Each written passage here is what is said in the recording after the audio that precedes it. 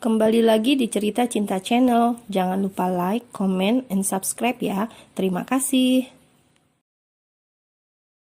Beberapa hari kemudian, Niken pulang kerja. Ia sangat lelah karena seharian kerjaan numpuk. Karena capek, ia sampai ketiduran di kamar dan belum mandi. Bangun-bangun sudah malam. Jam berapa ini? Astaga, mamaku nggak bangunin, gumamnya. Kemudian beranjak ke kamar mandi untuk membersihkan diri. Usai mandi air hangat agar tubuhnya rileks, Niken lantas melakukan perawatan wajah.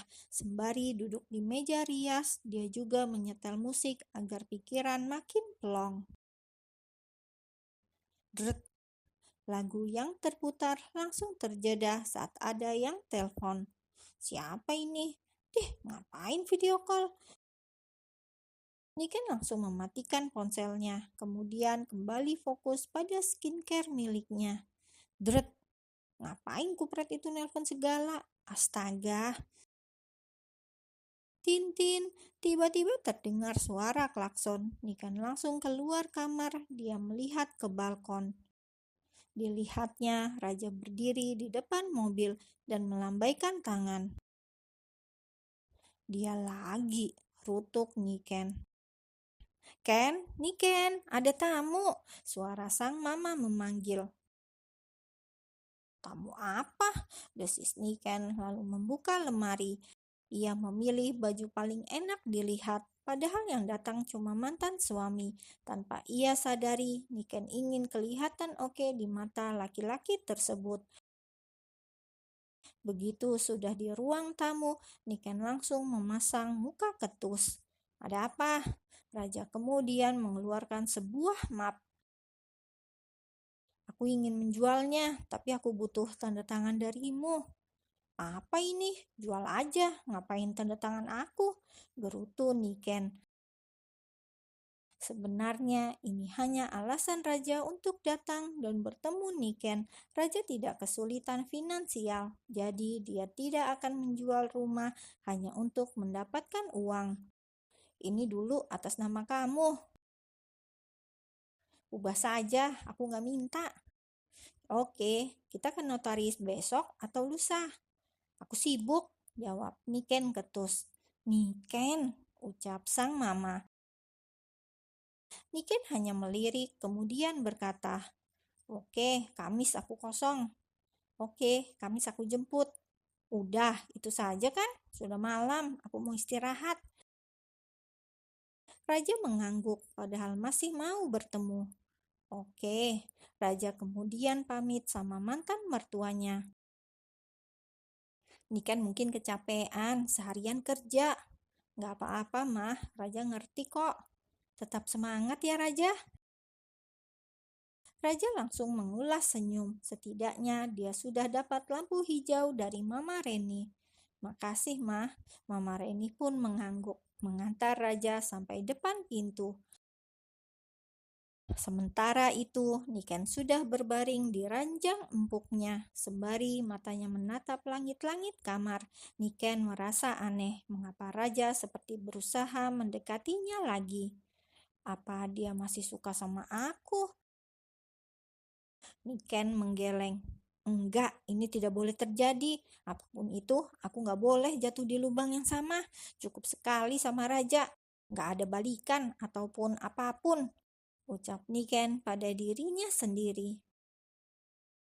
Sampai akhirnya ia tidur dan malah mimpi bertemu Raja. Mimpinya indah banget sampai dia tersenyum saat tertidur. Hari Kamis. Niken, Raja sudah datang. Ya, Mah. Niken kemudian muncul dengan baju santai, bukan pakaian bagus yang rapi. Rambutnya pun dicepol dengan asal. Ken, kamu gak ganti baju? Tanya sang mama. Ngapain? Begini saja, udah bersih, gak masalah. Niken kemudian turun dan melihat Raja yang datang dengan setelan jas rapi seperti biasanya. Niken kemudian melirik tubuhnya sendiri. Jalan bareng Raja sudah mirip bos dan asistennya. Niken, sana ganti baju. Tidak apa-apa, Mah. Begitu juga tidak apa-apa. Raja menyela. Niken langsung pasang muka masam.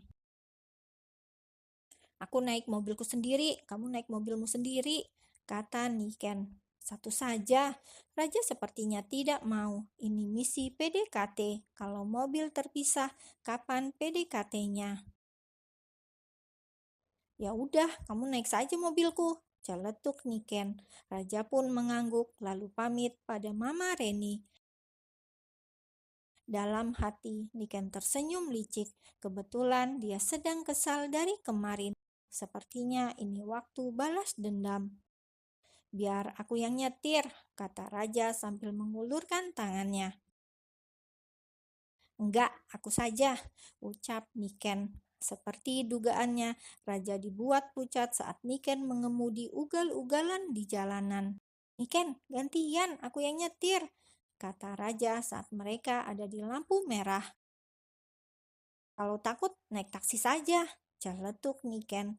Raja langsung keluar dan Niken tersenyum menang. Setidaknya ia sedikit puas melihat wajah Raja yang tadi pucat. Klek!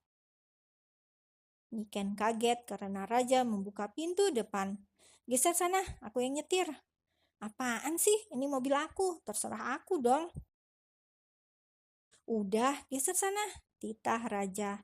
Tintin, lampu mulai hijau. Suara klakson terus bersahutan karena mobil Niken masih diam di tempat. Cepet geser, orang-orang pada klakson. Niken dengan gusar langsung geser ke sebelah kiri. Raja pun mengambil alih. Kini mereka mengemudi dengan santai. Lelet banget, laki itu harus bisa ngebut, sindir Niken. Oke, siap-siap, kata Raja kemudian. Sepertinya ingin balas dendam karena tiba-tiba Raja langsung tancap gas. Ia menambah kecepatan, makin lama makin cepat. Adrenalin Niken semakin terpacu. Ia yang tadinya kesal, dongkol, dan masam langsung terkekeh saat mobil itu melesat mendahului mobil yang lain. Raja, awas! Cit! Sebuah sepeda motor memotong jalan dan Raja harus mengerem mendadak. Kepala Niken hampir terbentur kalau tidak dihalangi tangan Raja, tapi hal itu justru membuat Raja terluka. Kepalanya membentur sesuatu sampai berdarah. Kamu nggak apa-apa?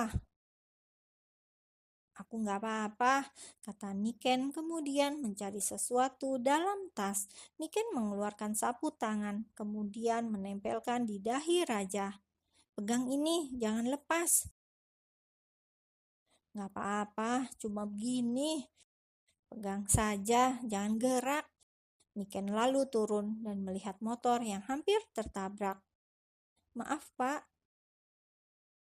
Kalau nyetir pakai mata, omel tukang ojek yang kebetulan mangkal di depan sana. Niken dimarahi oleh orang-orang di sana karena ngebut. Melihat Niken ditunjuk-tunjuk pakai tangan, Raja langsung keluar. Bicaranya nggak usah nunjuk-nunjuk, protes Raja sambil melepaskan sapu tangan dari dahinya yang masih berdarah. Udah, kita salah, kita ngebut, kamu jangan nambah keruh keadaan, bisik Niken karena dia tadi memang maksa Raja ngebut. Saya akan tanggung jawab, tapi tidak usah marah sama istri saya, sentak Raja saat kelompok orang-orang itu masih menunjuk-nunjuk ke arah Niken. Niken terhenyak, ia mendongak dan dilihat darah masih menetes sampai turun ke pipi dan hidung. Raja, darahnya makin banyak, kata Niken. Nggak apa-apa, orang seperti provokator itu langsung maju. Ayo ke polisi, ini korbannya juga terluka. Bentar Pak, kami akan tanggung jawab, tapi saya ke rumah sakit dulu. Halah, kalian mau kabur ya? Tunjuk pria yang seperti jagoan neon tersebut. Jangan tunjuk-tunjuk istri saya, ujar Raja marah pada laki-laki sok hebat tersebut.